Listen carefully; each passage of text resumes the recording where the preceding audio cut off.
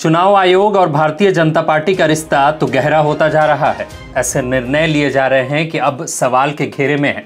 चुनाव आयोग का फैसला, जम्मू कश्मीर में अब बाहर के लोग भी वोट डाल सकेंगे।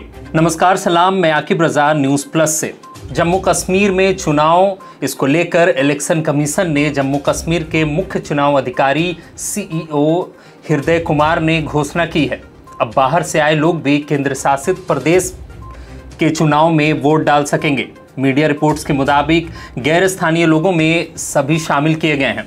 कर्मचारी हो, छात्र हो, मजदूर हो या कोई लेबर ही क्यों ना हो, या नॉन लोकल जो यही जम्मू कश्मीर में रहते हैं। CEO ने यह भी कहा कि वोटिंग लिस्ट में नॉन लोकल के पास जम्मू कश्मीर में घर होना चाहिए। इतना ही नहीं, जम्मू कश्मीर में तैनात दूसरे राज्य के सुरक्षा बलों के जवान भी वोटर लिस्ट में नाम शामिल करवा सकेंगे। CEO ने यह भी कहा कि इससे कोई फर्क नहीं पड़ता कि कोई कितने समय से जम्मू कश्मीर में रह रहा हो, किराए वाले भी वोट कर सकेंगे।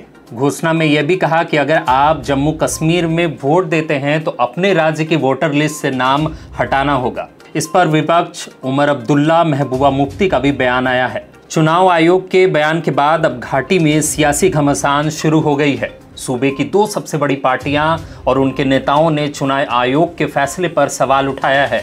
Jammu Kashmir Peoples Democratic Party की अध्यक्ष और पूर्व मुख्यमंत्री महबूबा मुफ्ती ने भी इस कदम को सीधा विरोध किया है। मुफ्ती ने ट्वीट कर लिखा कि भारत सरकार ने पहले जम्मू कश्मीर में चुनाव टाल अनुचित तरीके से जबरदस्ती निर्वाचन क्षेत्रों का निर्धारण कर बीजेपी के पक्ष में माहौल बनाने की कोशिश की और अब गैर स्थानीय लोगों को अनुमति देने या साफ तौर पर चुनाव परिणामों को प्रभावित करने की कोशिश है। असली मकसद ताकत के दम पर स्थानीय लोगों को कमजोर कर जम्मू कश्मीर पर राज करते रहना है। महबूबा मुफ्ती ने जमकर निशाना साधा। वहीं नेशनल कॉन्फ्रेंस के नेता और पूर्व मुख्यमंत्री उमर अब्दुल्ला ने भी विरोध किया है। उन्होंने ट्वीट कर लिखा कि क्या बीजेपी जम्मू कश्मीर के असली मतदाताओं से इतनी घबराई हुई है कि उसे सीटें जीतने के लिए अस्थायी वोटरों को इम्पोर्ट करने की जरूरत पड़ गई। जब जम्मू कश्मीर के लोगों को अपने मताधिकार का इस्तेमाल करने का मौका मिलेगा तो कोई भी हथकंडा बीजेपी की मदद नहीं कर पाएगी। इन सारे विवाद के बीच उमर अब्दुल्ला ने अपने घर पर सर्वदलीय बैठक बुलाई है। चुनाव आयोग की घोषणा के बाद लगातार सियासी घमासान घाटी में बढ़ी हुई है।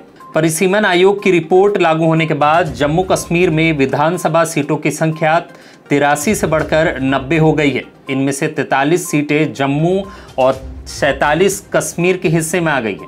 सीटें बढ़ने पर जम्मू कश्मीर के चुनावी माहौल को देखते हुए 20 से 25 लाख नए वोटरों को जोड़ने की आशंका बताई जा रही है। गैर स्थानीय लोगों को जोड़ने की चुनाव आयोग की घोषणा के बाद नया क्या कुछ बदलाव आएगा। मुझे दीजिए इजाजत। अगर आप हमारे वीडियो को फेसबुक पर देख रहे हैं तो हमारे पेज को लाइक कर लें, कमेंट करना ना भूलें। अगर आप हमारे वीडियो को यूट्यूब पर देख रहे हैं तो हमारे चैनल को सब्सक्राइब कर लें, बेल आइकन दबा दें। बहुत बहुत शुक्रिया।